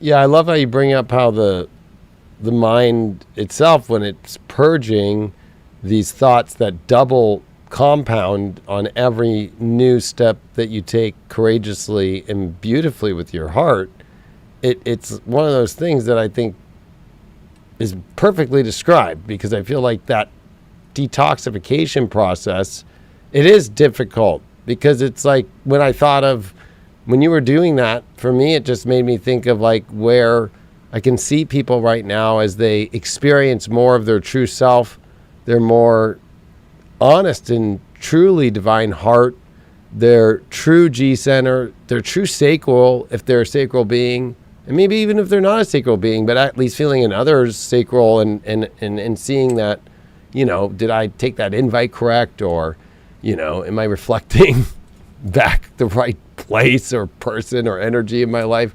I mean, it could be in so many different ways, but I think of like things like the more we go up here in the spiritual realms, especially, of course, we're now into mental spiritual codes that were written a long time ago that come in to try and turn the heart away, like that's demonic or that's bad. And now I'm not talking about things that actually are dark, right? Like we're talking about like things that are positive and beautiful, like, and that's what's kind of hard to gauge, because it's kind of the mind can, in that detoxification process, it gets messy. And so it's almost like becomes very messy, where it's like, well, that's dark, and not, you know, like people can kind of, I think, get confused more so. And so they get right there, and then it's like, I should get off the mountain. Or it reminds me of having an anxiety attack when I used to have anxiety and panic disorder in my car. Like, I got to get off the road right now. Like, just instant, not even thinking fast and reacting to the mind instead of the heart. And you were brought up earlier in this, just like being with yourself better and seeing your thoughts. Like, for me, it's been interesting. Usually if I get a little anxious in the car at a light, especially as a 5'1" fucking pure MG, you know what I mean? I'm like, let's go. Don't want to sit at the light all day, you know? But that's the moments when I have to sit back in the car and I have to not let the mind try and push down my heart of enjoying the moment, enjoying the song, enjoying the moment in front of me, looking at the sky and looking at the beautiful sky there is. And also at the same time seeing the chemtrails and understand what that is, but also not let it screw me up to where I make a divergent pull off the road of my ascension journey, you know? Yeah, exactly. And yeah, those mental voices can be just so confusing, because it's hard to differentiate which is, you know, my inner self trying to realign me, which is shame and blame and just shit from thousands of years ago that's just been repeated a billion times. You know, what's actual trauma I've experienced in my life, what's trauma that's laying over from parents and grandparents. It's like it all kind of fights with itself up there when love enters the situation, because it's like, oh shit, the most powerful force in the universe, we don't stand a chance. Pull out all the stops, you know, pile it all on. And right. I think that's one of the best things we can do for ourselves. It's just like, okay, you know, like if you were really nauseous, or, you know, just like any state you don't want to be in, sometimes you just kind of have to be like, all right, we're just going to like let this roll through for a while and breathe and try and remember the most loving choice without, you know, going to the delusional fantasy extent, and and giving it time, because with any emotional being that has a defined solar plexus, which pretty much is anyone alive basically now, there's no truth in the now. You always have to give it time to reach that point of clarity where you can look back and be like, oh, that's how it was all laid out. And the whole time that was taking place, the mind was like drawing conclusions and so sure that it was this way and it was so bad, and, you know, everything. So it's just, well, that's important, boundaries. Being in that emotional centered being that we're moving into as a collective with the emotion in that solar plexus, and even with Neptune and Saturn there lighting it up, right? And Pisces, you definitely want to take that time to make sure it's not a pattern emotionally, to make sure that you're not maybe washing it down with some sort of, like you said, some sort of like delusional fantasy. And it might not be, as long as you took the time to feel it through. Like, the best advice that you've always given in human design to emotional beings is, okay, you like this person, you like this situation, give it a week, 2 weeks, see how you feel again, you know? And it's like, that's basically the most simplest way to look at these things right now, is like, especially if, like, let's say you're worried about money, the mind's going to be like counting the days, the hours, the weeks. What possible is left? What way could the money happen this way? Can I work more hours at work? Can I do this? Can I do that? When maybe it's just an emotional wave that you're in, and it's like okay, let's stop this wave for a second, because it's always a new day. Anything can happen tomorrow. That's so beautiful to respond to take the invite for, to initiate with and inform people about. Like, it all gets reset every day, the way that the sun and the moon work, but especially the day. You know, like, we watch the cycles of cleansing a day with the sun every day. It's beautiful. I think remember those basic understandings, and remember these emotional waves are getting bigger, and this is just the beginning to get used to what an emotional wave feels like on a collective. You know, like, we've already started to see it trickle out, and this is like the baby infant steps of that, you know, for what's coming emotionally, and how to not react and not make mental identity-based choices off those instantly without letting it, see if it's an emotional wave and that wave is consistent, or was it just literally maybe you were picking up the wave of what the media put out, or somebody on TikTok put out that scared you, or whatever, you know? Yeah. Or a planet could be changing signs, and it's just sending kind of a weird edge into that collective energy field. And there's just so many ways we can let ourselves off the hook by just taking that step back, contextualizing, and taking that onness off of ourselves. Like, gotta figure it all out now, gotta react. It's like, be the witness, enjoy the ride, see the possibility for a blessing that hasn't even occurred to you yet, you know, because that happens every day when you wake up too. So yeah, so just to reiterate, those gates that are closing down, that were part of the cross of planning, like, what do they really define that? Because I feel like that's going to help people so much through these times we're in at this moment. And, you know, because I feel like that's where I think probably the sentinels have most of their sentinels hanging around, protecting. Right. And it's true, because it's gate 41, which is this pressure for fantasy. The root. It's the pressure to imagine what could be better, because what we have right now, it doesn't feel good enough. And then we get up to gate 30, which is where we generate the emotional energy for desire to keep returning through that cyclical spiral to the same intention of desire, and really cling to that fire and let it consume us with that desire until it either becomes what we thought it would be in gate 36, and then it just manifests and becomes progress in gate 35, or when it becomes the darkening of the light, when all the fuel gets consumed and nothing productive was really created, and we have to sit with that darkness, that emptiness, that sense of not being full with our spirit, or full with the joy of the experience that we've gone on. And in that darkness and in that void, that's where all these voices are the loudest. That's where the, you know, fear is the mind killer, or shame is the mind killer. It's these echoes of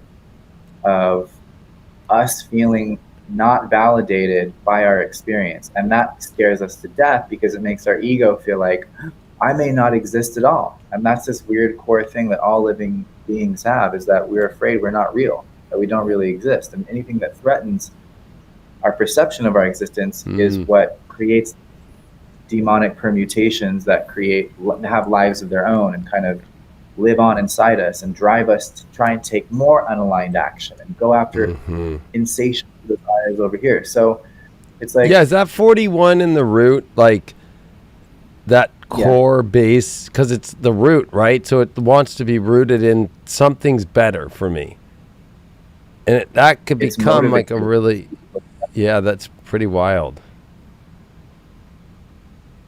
Like all the sentinels are around that. That's what I feel as an astrologer, is like what we went through with the nodes in Taurus with the South Node in Scorpio, though, was like, there's something better for me that I need to have right now, and I will just destroy what's beautiful that I already have, which could be yourself, could be your defined self, whatever, you know. But at the same time, there's also I think the awareness there of like, well, maybe there actually is, if you're looking at it from a real conscious place of like, did you shortchange yourself because you didn't think you were good enough to have something? It becomes, that's where it's like I'm trying to help people figure out some of that confusion that the mind can be, where that strategy and authority is really the only thing that really can, I think, be the thing that helps people, you know? Especially with Neptune in gate 36, it's saying like, we won't even really understand the true nature of the experiences that we've embarked upon for a while, because Neptune has to get out of 36 for us to even see it clearly. So the answer to that question, if those things were worth it, won't be seen until almost 2027, you know, or whenever Neptune leaves Pisces. So, but that's why this strategy and authority is so effective, is that it's your quantum shortcut to the best option for you. And you being the core of your encoding, like you're not a fish, you're not a tree, you're a human being with a unique purpose. It's going to choose what's best for that human being, not with the fantasy of who you wish you were, or who you were told that you should be, or who you saw on TV and are following this herd mentality of what's valuable as an experience or an embodiment. So it's like really trusting that you can't know can be some of the best fuel for good decision making. Yeah, it feels like codependency off a visualization of an avatar that you didn't create, because it feels like, because you can't see with Neptune being there, and all these emotional kind of backlog things that, I don't know, it almost kind of feel like the repression of what you already have that you're not even aware of, like, you know, like yourself and how amazing you are as a human being. Open your heart up to fully appreciate it, right? True, you that's, all these, and I think that's another big thing that we're all having to process through, is like humbling ourselves to the fact that it wasn't anything outside of us that was preventing us from loving or enjoying this life. It was our own lack of connection to it in the first place. And there are probably good reasons for that, but still we have to own the responsibility to redeveloping that connection. Yeah, and I mean, I'll put it out there about myself. Like I was like, I'm never going to have a child. I really told myself that in my mind all the time. And was that my strategy and authority? Did I really feel that? No, but I also, at the same time, was like, well, I'm too busy to have a kid. Or, you know, it's like people might think, oh, it's always like, well, I'm not having problems because I don't have any extreme repression. It's like repression can be subtle, little nuances that you are so sure about in your mind, right? Like, gosh, look at the times we're in. Or, I'm lucky. I'm a business owner. I can do whatever I want in my life. So why would I want to have a kid in my life that's going to anchor me down? Especially because more of it was that all the chatter is like, why have a kid? They're a waste of your time. You're going to lose your life. I've heard more of that in the world. Now, I'm not talking about in the spiritual community. I've seen a lot of support and love about it from the spiritual community, but outside of it, it's just like, it's such a burden. You got to have to find somebody to babysit the kid. And it's all this cross of planning bullshit to me, instead of like, geez, can't the kid be right here next to me while I'm reading an astrology book and doing a video and put her in the bassinet? And even that's still a mind construct though that I'm creating, which I don't need to do until the moment it comes and react to it as an MG though, right? Like, it's like, I'll figure it out. But I feel like that avatar, that is the part that's holding our heart. That's why that chain breaking has to happen for people. I feel this is with this Venus retrograde in Leo. It's like, what are those chains that have and again, it could be, Venus is so basic when it comes to its relationships, how we relate, what makes us feel good, and then there's that monetary or manifesting aspect. I think Venus gets too much associated with money. When I feel Taurus, yes, it's money, but that's a product of something that has value. Spiritually, that starts with your values. It starts with the more deeper essence of what you are so talented and what you can create and seed and grow in this life. So I feel it's like, what haven't we seeded because we were afraid to, you know, and being honest with yourself. Like it's been very humbling for myself to be like, fuck, like the second that we found out we were going to have a kid and we consciously made that decision, that fear went away. And it was like, wow. And then it's been kind of like this really weird transient like experience of going out of that fear. It doesn't happen in a day. It definitely has been a holy cow moment.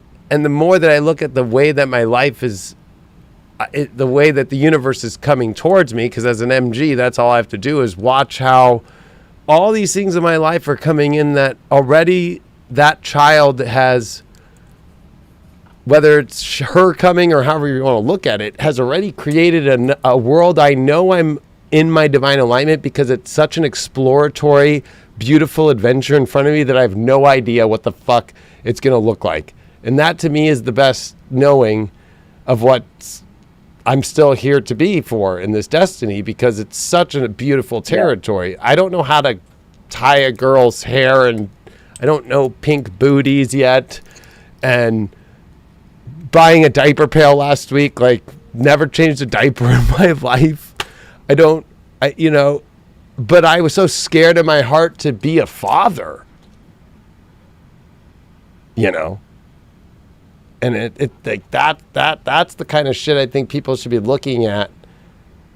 And that requires also that love of having the kind of relationship with a partnership that is also going to be parental and partners and friends, right? And Sophia and I have gone on this massive transformational journey of like, holy shit, every fucking week of like going with that, all of those programmed fears are about love and how it should look and how it should be or what it should be.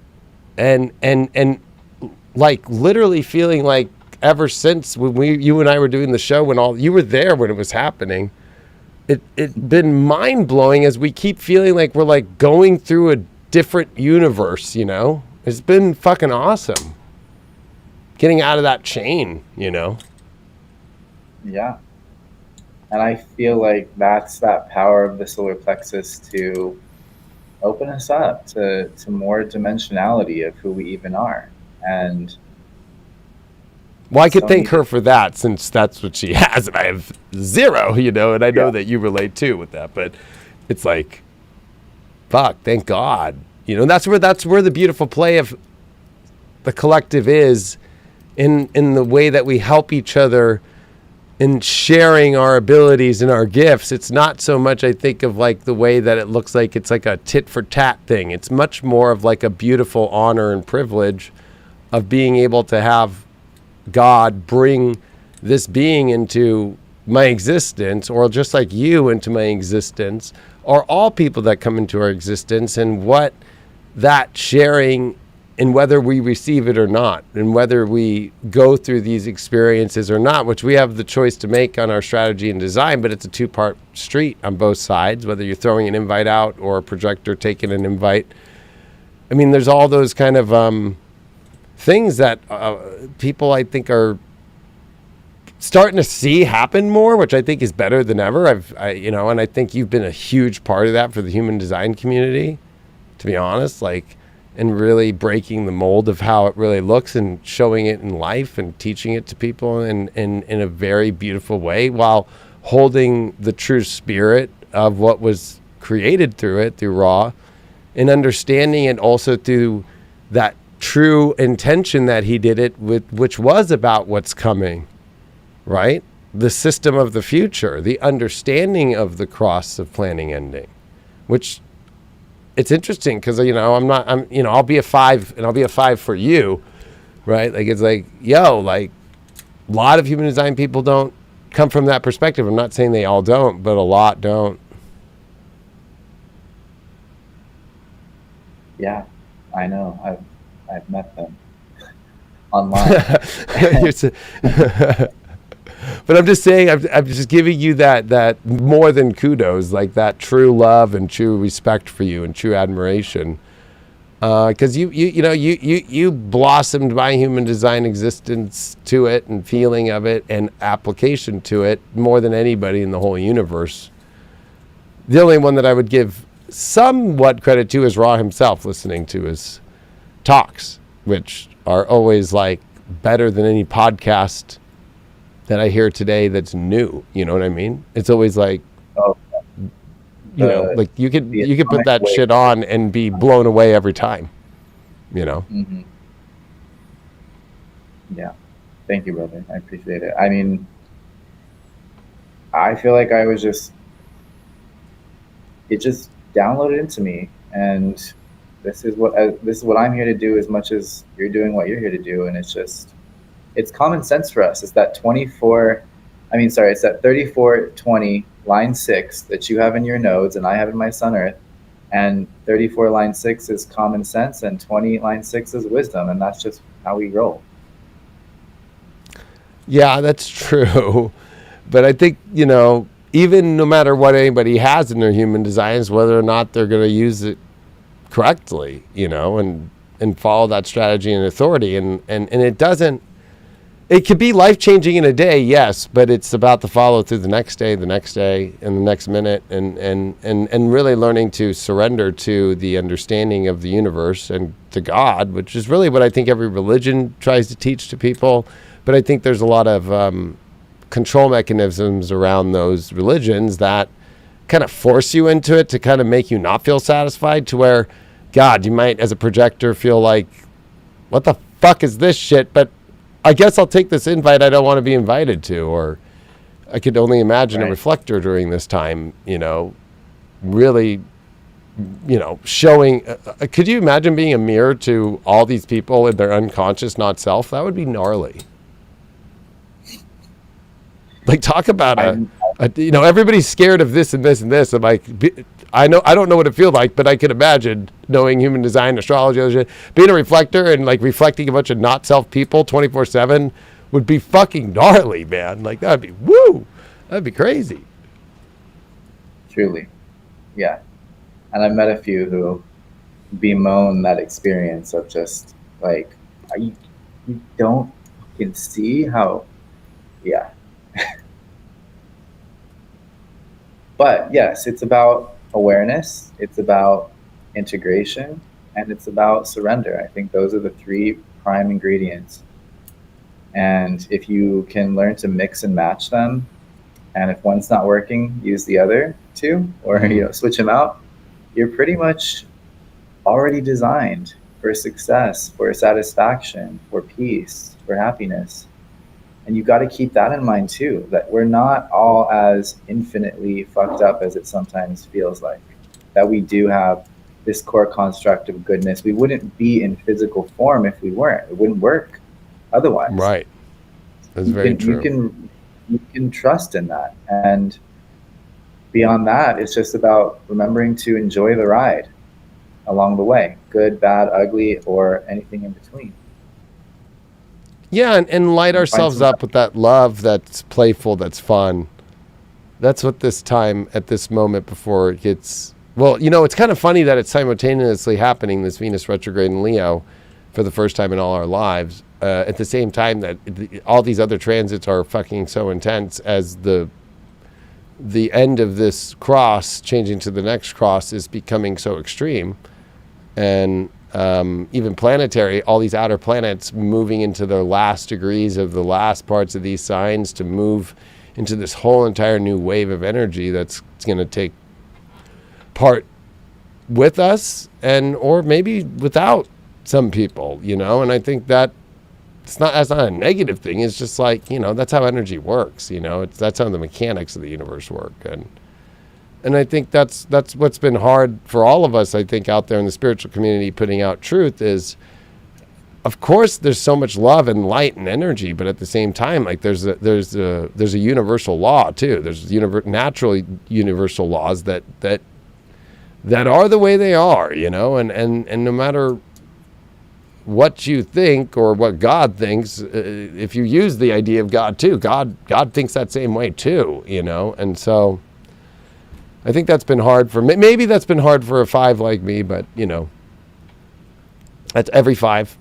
But it is interesting watching at this moment where you can be living in your heart, shackling pure love, and not even putting it as shackling, but unshackling the not self heart right now, the not self itself, and finding the play and finding the beauty and finding the heart while we're transitioning through the bumpiest and craziest deconditioning moment of our lives. Truly. Compulsory deconditioning on a global scale. You're welcome.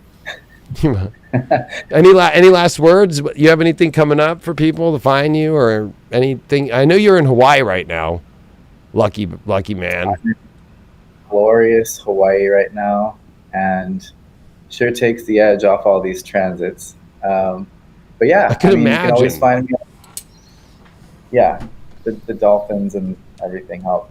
But you can find me on Human Design Maven on Instagram, as always. Still plugging along there every once in a while, always showing my travels and stuff. And then we've got a new way of doing human design that we're kind of experimenting with the new course starting on the 13th. And it is going on a deep dive in all the gates and all the channels and really spending more time in each piece of the puzzle. But then taking that, I saw you put that out. Who are you doing that with?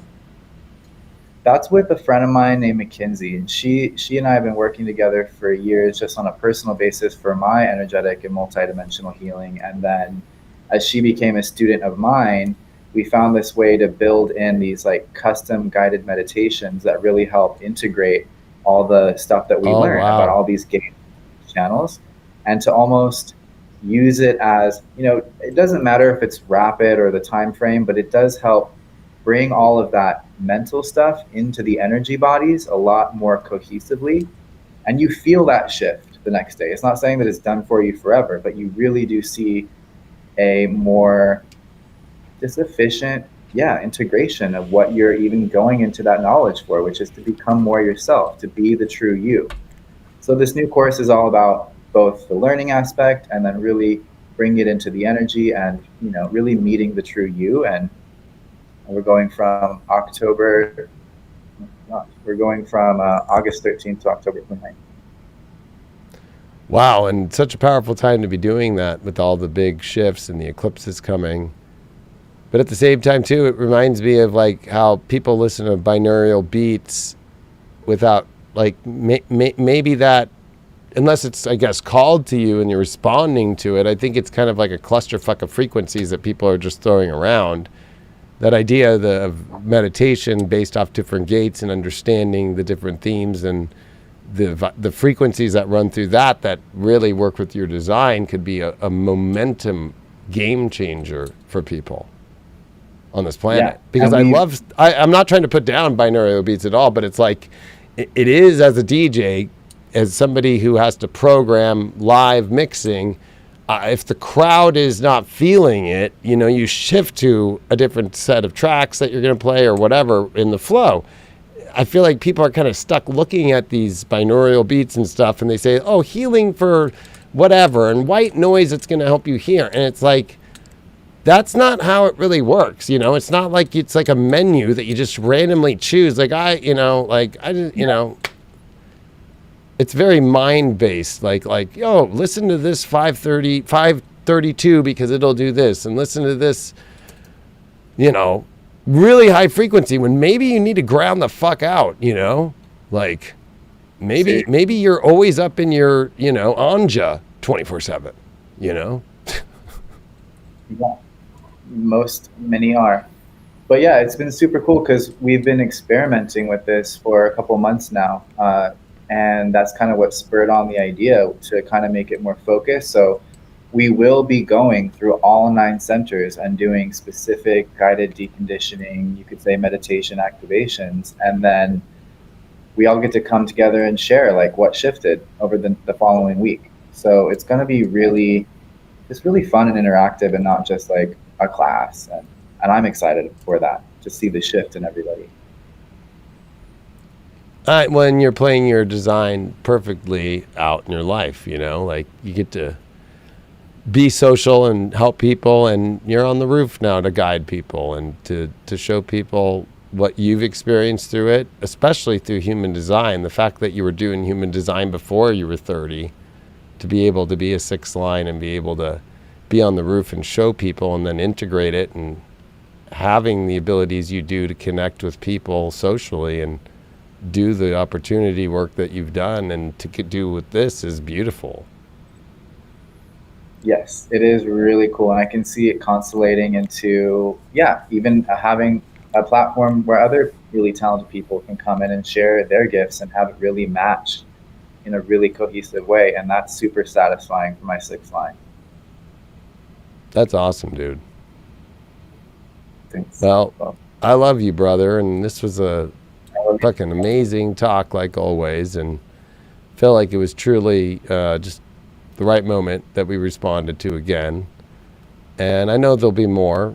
I know people probably want to know in the cost of planning when it'll be next, but you know that we'll be back when it's meant to be. Yeah, I gotta come over sometime and show you those penta manuals. I think you'll really. Oh yeah. Well, when you do come back and I see you, I'll be a dad, so it'll be a new. I know. It'll be a new, fun, beautiful experience. So, and you know who's going to be sending you that birth time and that birthday.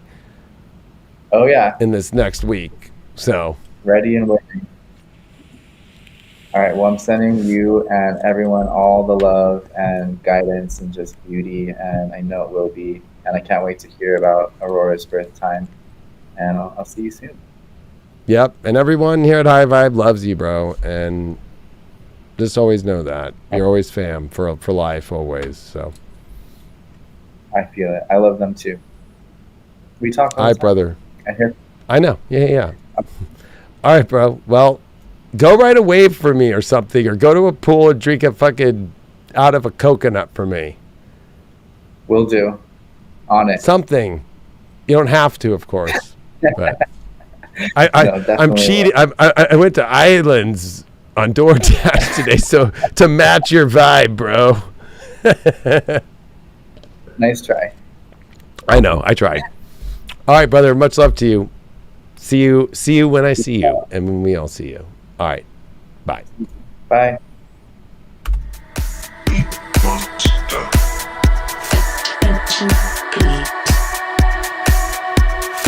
Yo.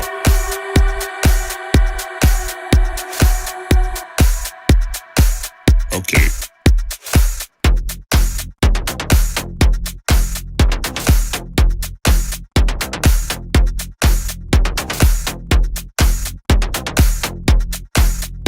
Monster. Attention, please.